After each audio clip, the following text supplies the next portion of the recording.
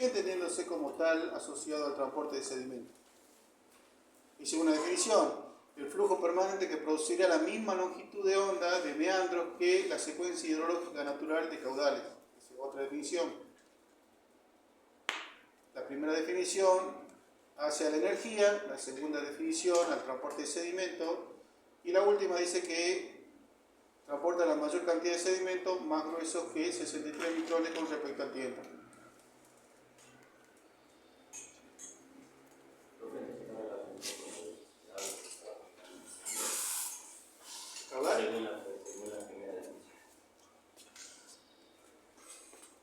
A ver, el caudal dominante es aquella descarga líquida que desarrolla el mayor trabajo mecánico. Nosotros vimos lo que es potencia, ¿no es cierto? La que genera mayor potencia, teniéndose como tal asociado al transporte de sedimento.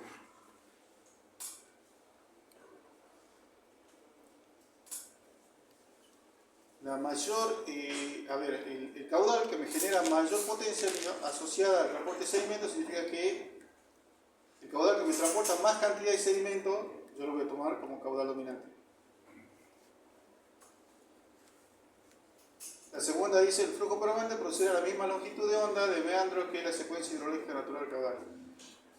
La secuencia hidrológica natural de caudales significa de que en una época aumenta el caudal, baja el caudal, en otra época aumenta y baja y así va continuando. Si hubiese un caudal único que me produzca el mismo efecto que todos los caudales, a ese caudal único lo llamaría caudal dominante. ¿Qué es la definición que vamos a ver acá? Fíjense. El caudal dominante es aquel caudal teórico que fluyendo en régimen permanente y uniforme, o sea que no se corta nunca, es capaz de producir el mismo efecto morfológico sobre un cauce en términos de modelado de la sección transversal y patrón de alineamiento en planta y la secuencia natural de los flujos hidrológicamente variables. ¿Se entiende? La secuencia natural de los flujos es la crecida, baja la crecida, vuelve una crecida, baja, y a medida que va variando el caudal, me produce un efecto morfológico sobre el cauce.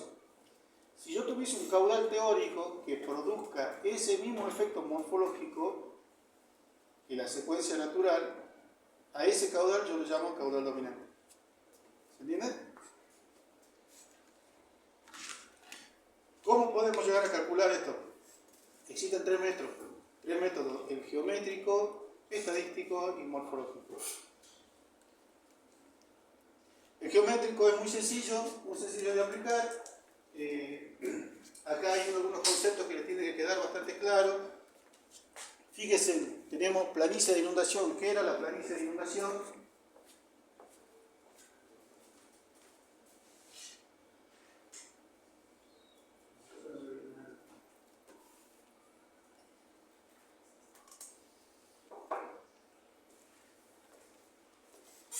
¿Qué es la planicie de inundación? Muy bien, o la faja de divagación.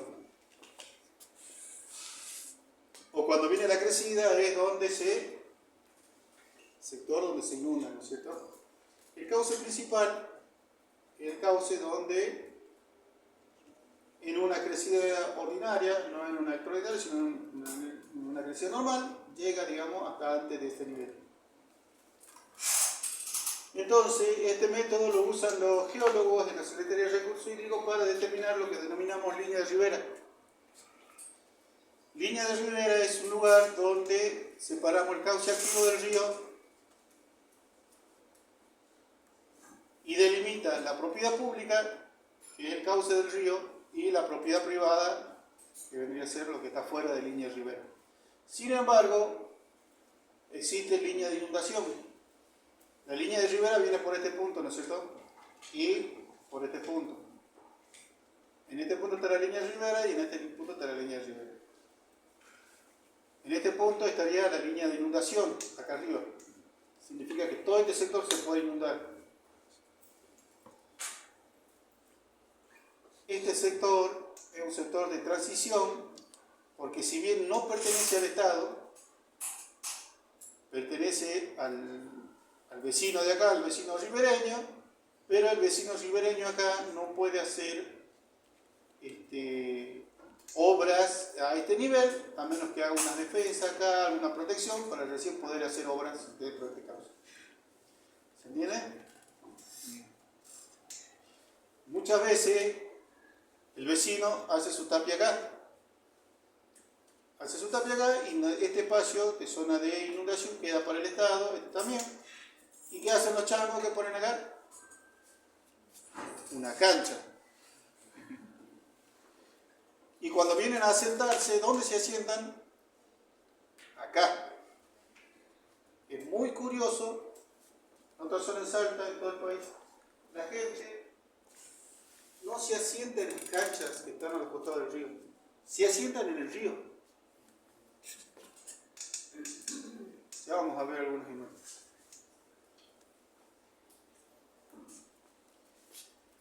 Bien, entonces este método geométrico nos sirve para delimitar, ¿no es cierto?, este sector, donde vamos a decir que una vez que este nivel me va a dar el caudal dominante. ¿Qué hacemos? Empezamos a medir. Medimos altura, la relación de ancho y profundidad con la profundidad máxima. Y vamos obteniendo puntos. Por ejemplo, para el punto A, ancho por profundidad, dividir en función de la profundidad máxima. Y vamos trazando puntos. Cuando esta relación aumenta, fíjese que se produce un punto y este punto se llama umbral de desborde. Por lo tanto, aquí es donde vamos a tener nuestro caudal dominante. Esto se hace de manera geométrica.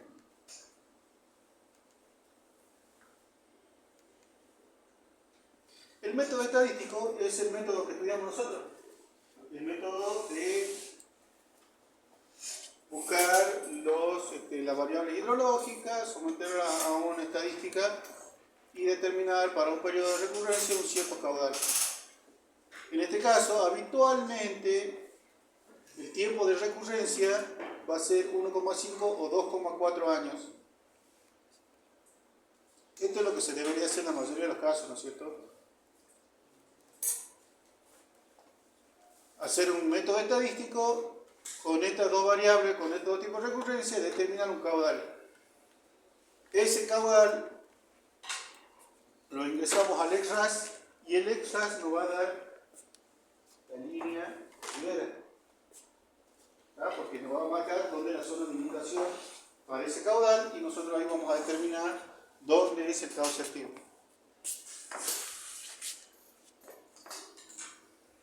Este es un método, el tercer método morfológico. Relaciona los aspectos referidos al transporte de sedimento. En este caso se iguala el caudal dominante al caudal efectivo, es decir, aquella descarga capaz de transportar el máximo gasto sólido, como habíamos visto recién. Y hay dos métodos. Este es el que menos se utiliza porque se necesita mucho más estudio de sedimentología dentro de los cauces.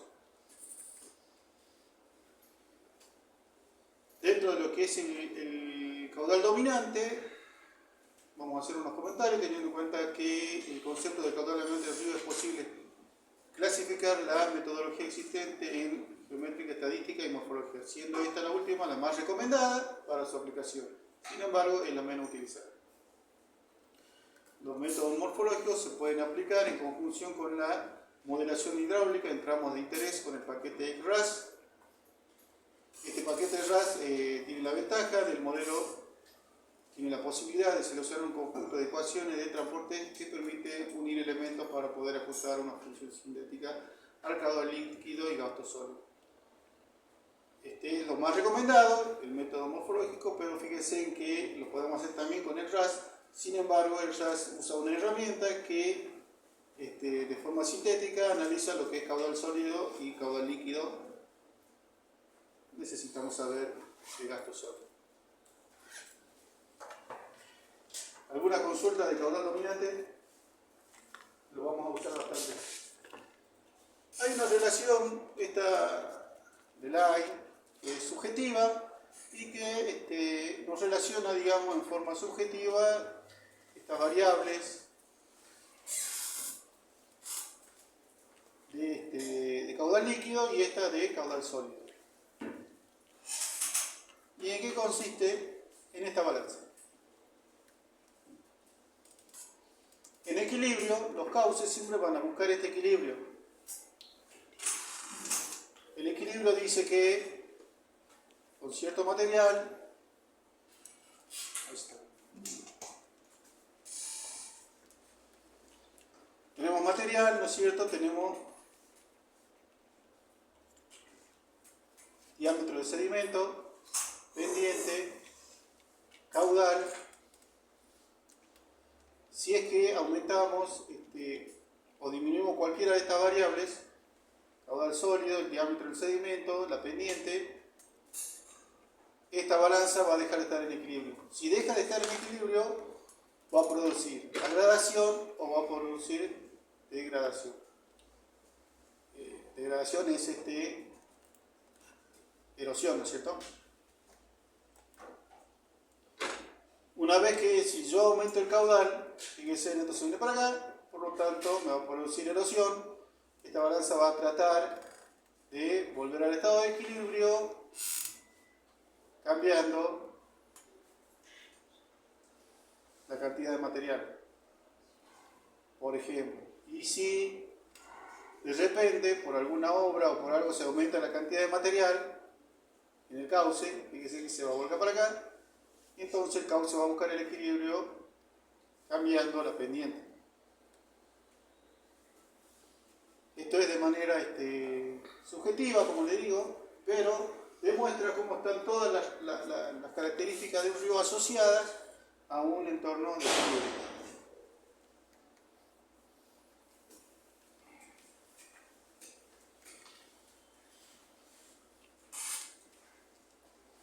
Y entonces vimos meandros, ¿no es cierto? La clasificación, rectilíneo, meandroso y entrelazado, vimos caudal dominante, vimos la balanza de Lane y ahora vamos a ver lo que es perfiles longitudinales.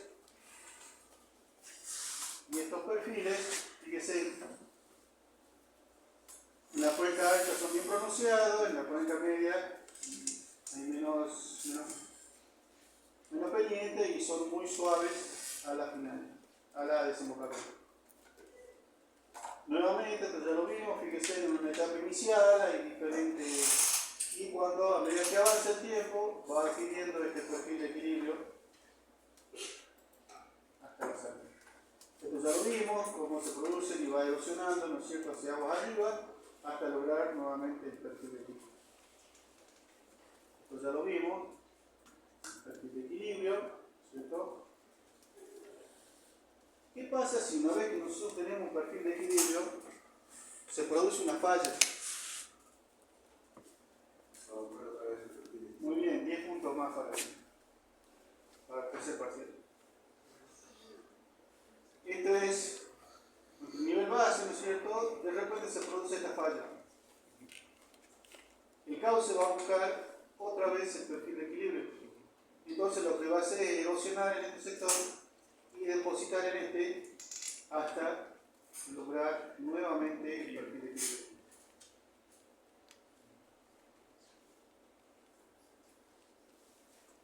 El perfil por lo general se traza en el cauce principal, tratando de no ir hacia los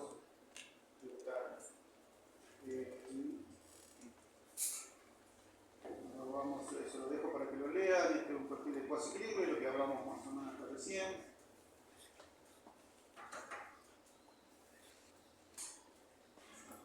Fíjense que acá en del río Minnesota hay variaciones en el perfil debido a diferentes cuestiones, ¿no es cierto? Estos son presas, ¿cierto? Acá hay un cambio de pendiente, es una falla, y acá fíjense que se produce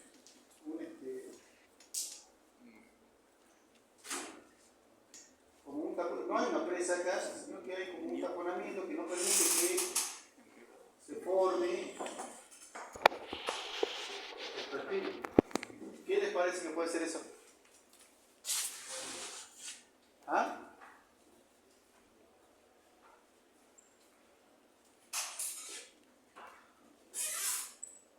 aquí hay un río tributario que termina acá. O acá se une con el canal principal y este tributario resulta que trae muchos sedimentos. Al traer muchos sedimentos genera acá una especie de taponamiento y este también genera su propia sedimentación acá y recién acá puede avanzar. Nuevamente, fíjense, acá se produce el mismo fenómeno en este río. Otro río de Washington. Esto ya más cerca, esto es el río Cuarto, Córdoba.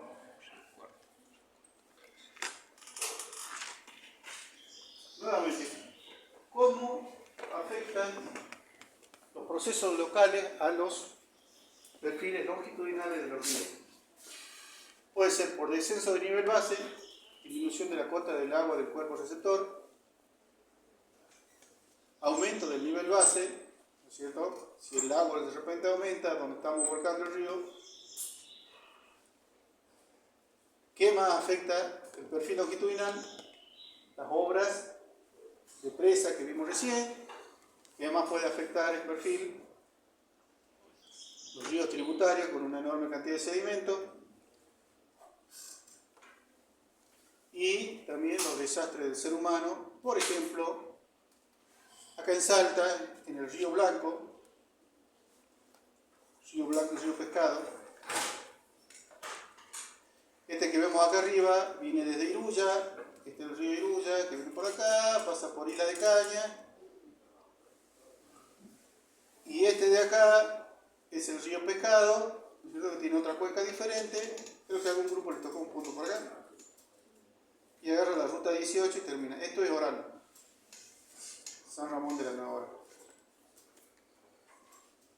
Fíjense en lo que es la cuenca esta del río Iruya y lo que es mucho más grande, ¿no es cierto?, que es casi el doble de lo que es esta cuenca del río Pescado. En su momento,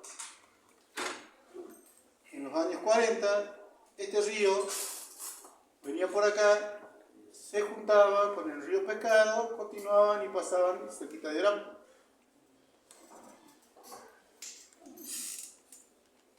Entonces, estas dos cuencas, esta cuenca que termina acá venía por acá, se unía a esta cuenca y terminaban todo,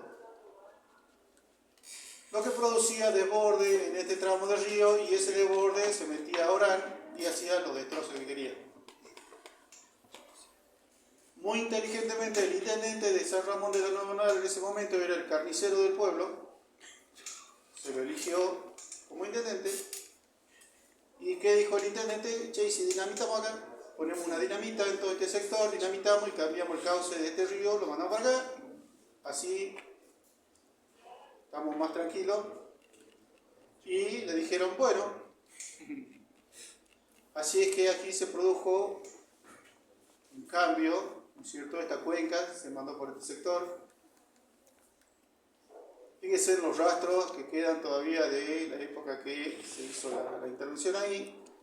El cauce empezó por acá y terminó en este sector. En este sector se produjo una suerte de lago y luego ese lago rompió y fíjense el desastre que hizo hacia más abajo. Continuó rompiendo y todo que esto era una zona productiva, así como aparece acá, terminó siendo un enorme desastre. Toda esta zona productiva en Orán se perdió porque hicieron una travesura ahí. Y en los años 40 nadie. En los años 40 no. Hoy en día existen legislaciones, tienen que venir a pedir autorización a recursos hídricos para cambiar cualquier cauce. La legislación dice que todo cauce del río que está delimitado por línea de ribera, la línea de ribera define lo que es propiedad privada y lo que pertenece al Estado, tiene injerencia al recurso hídrico. Lo cual no implica que el recurso hídrico tenga que mantener el río, ¿no? Si ustedes se compraron un terreno al lado del río, ustedes como propietarios tienen que hacer su defensa. Si yo me compro un terreno al lado del río, no voy a pretender que el recurso hídrico me haga la defensa para mi río. Yo me compré un lugar donde el río... Si nos ponemos a evaluar todo esto es valle de inundación, ¿cierto?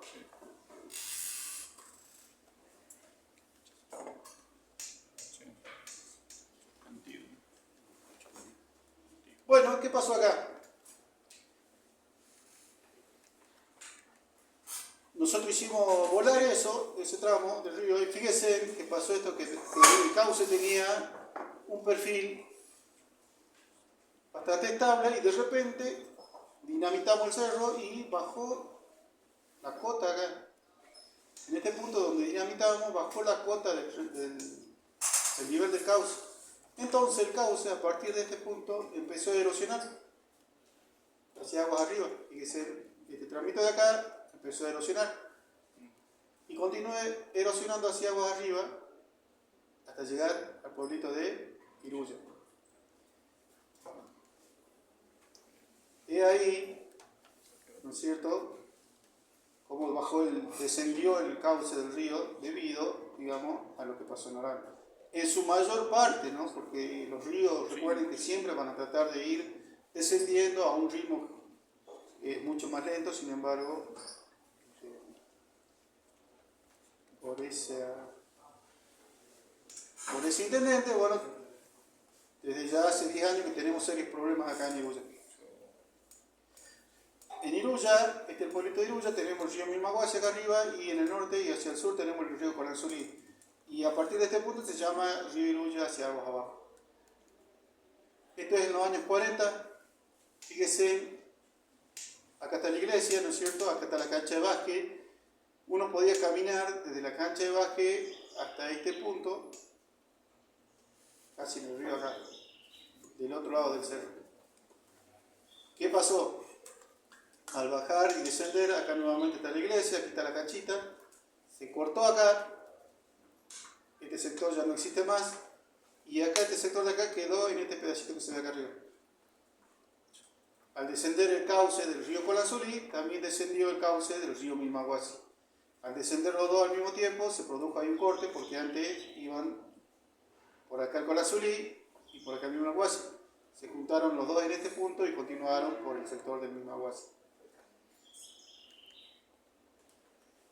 Acá se ve el pueblo, ¿no es cierto? Fíjense en la profundidad que tiene. Acá estoy parado sobre el montoncito que se ve acá.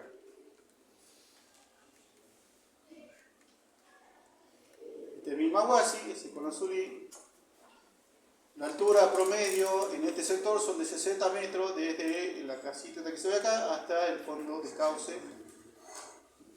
Eso ya es aguas abajo. Fíjense cómo fue bajando el cauce.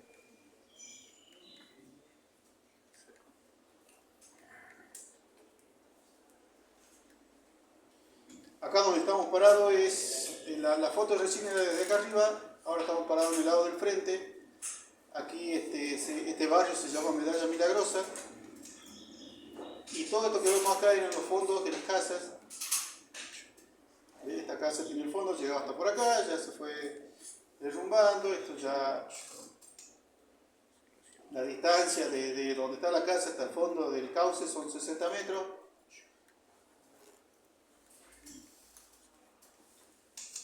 Ahí se ve con más claridad, ese es el intendente. Este es el salto que se hizo en su momento en el río Colanzulí. Fíjense que esta distancia de acá hasta acá debe tener 30 metros. Y en teoría ahí se estabilizaba el cauce. Después que se produjo, fíjense, bajó casi 10 metros más en la altura del salto. Nuevamente para que tengan una idea de la altura del río Milmahuasi. ¿Esto qué produjo? Aquí se ven unos cortes, ¿no es cierto? Aquí se empezó a desboronar en este sector. Esta es Medalla Milagrosa. Empezó a crear fisuras dentro de la ladera. Fíjense, hay fisuras bien importantes acá. Esta es la iglesia. Al día de hoy ya hay fisuras en este sector. En cualquier momento se va a desplazar y esta punta de acá va a terminar en el cauce.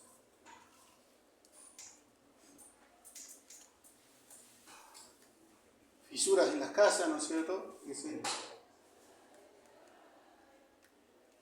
¿Puedes determinar un tiempo más o menos aproximado? No. ¿De qué? ¿De que se va a caer en cualquier momento? Podríamos decir que capaz, si es en esta época de lluvia que se cae, es culpa tuya. 10% puntos menos.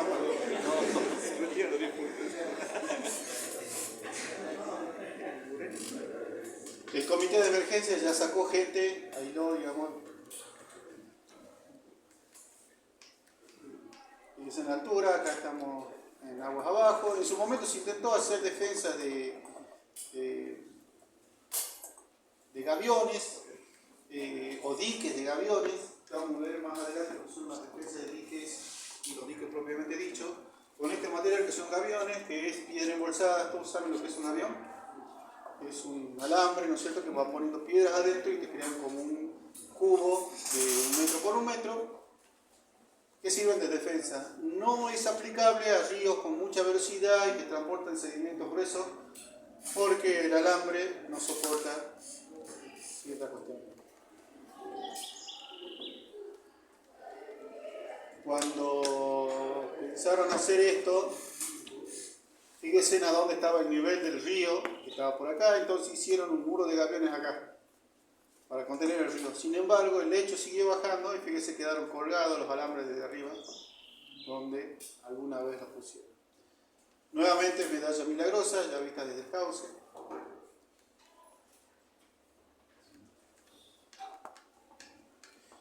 Bueno, ¿qué se planteó hacer? Como solución primero se hizo la topografía, ¿no es cierto? Este es un DEM. El DEM, se hace la topografía en campo. Es difícil acá porque acá no se puede hacer vuelo de dron y los GPS pierden señal adentro del cauce. Igual, con un trabajo arduo se puede determinar esta topografía. Este es con Azulí, el mismo Aguasi, y este es con Azulí. Ahí está la isla que vimos recién, la chiquita. Con esta topografía se calculó un perfil longitudinal del río. ¿Y dónde le parece que podría ser más estable el perfil longitudinal?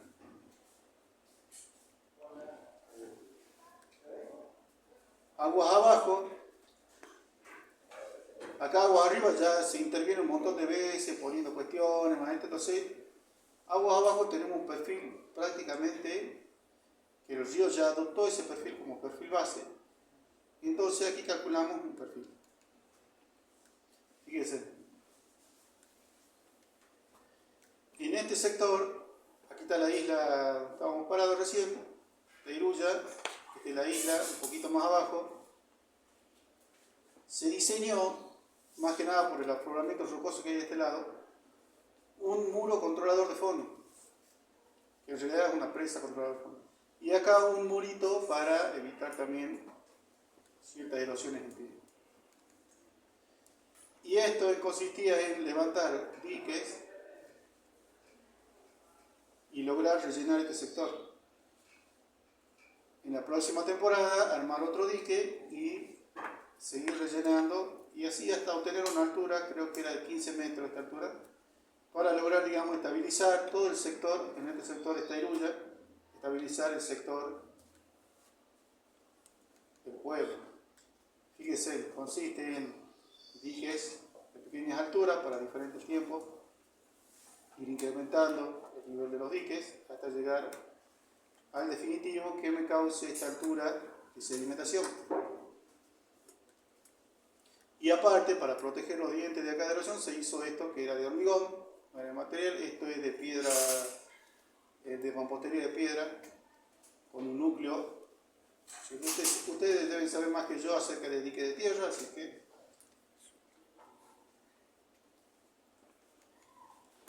entonces lo que se buscó es devolver o tratar de mantener este perfil longitudinal. Fíjese que en la zona donde está el pueblo el perfil es más pronunciado porque se va produciendo la erosión hacia arriba. Con esto lograríamos detener el avance de la erosión retrocedente. Obviamente que sale unos 500 millones de dólares, así que el gobierno dijo, cambiemos de lugar y Iruya. Nos mudemos todos.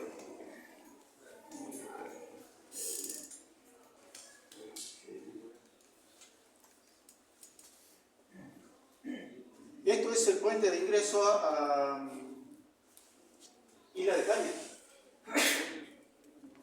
En su momento, cuando se hizo este puente, se hicieron dos controladores de fondo. Acá en el río Vaquero tenemos un controlador de fondo.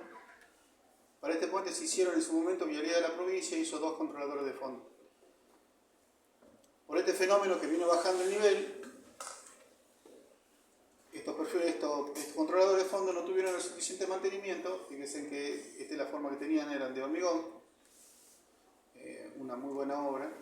Sin embargo, por la falta de mantenimiento, allá sobre el puente, el agua viene en el primer diente, pasa normal, y en el segundo sucedió lo mismo que sucedió en el Campo Alegre. Se llevó la pileta de aquietamiento, ¿no es cierto? Y empezó a erosionar la parte de abajo. Como esta parte de arriba es una viga, se mantuvo, pero lo que es el cuerpo eran bloques de hormigón. Entonces se empezó a desprender la parte de abajo, fíjense, no rompió por empuje, porque por empuje está bien dimensionado, pero nadie tiene en cuenta el fenómeno en la erosión al pie.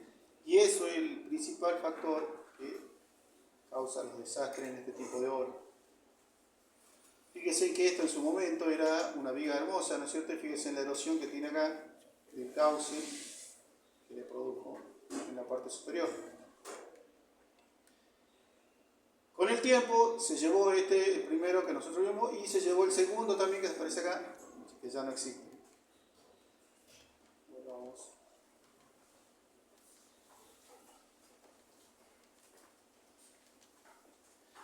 Fíjense, este puente tiene este estribo, y fíjense en ese la base, el estribo. Y acá se ve el cabezal de los pilotes de fundación, y acá se ve la fundación del estribo. Fíjense en el descenso que hay casi 1,5 metros del nivel de base, por lo tanto esto está en un serio riesgo de colapso. ¿Qué se pensó en este caso? Se tomó topografía de todo el sector, y fíjense hacia aguas arriba se tomó esta topografía que figura acá, y hacia aguas abajo se tomó esta topografía. Entonces, este es el perfil base original que logramos conseguirlo de Vialidad. Cuando Vialidad hizo el puente, hicieron topografía y determinaron este perfil base. Con el tiempo fueron diferentes perfiles hasta llegar hoy en día a tener este perfil que figura acá abajo. Hacia aguas abajo, digamos que adoptamos este perfil y lo continuamos hacia arriba, porque este va a ser el perfil esperado. En el caso de que no estuviese el puente, esto va a seguir descendiendo hasta este perfil. ¿Se entiende eso?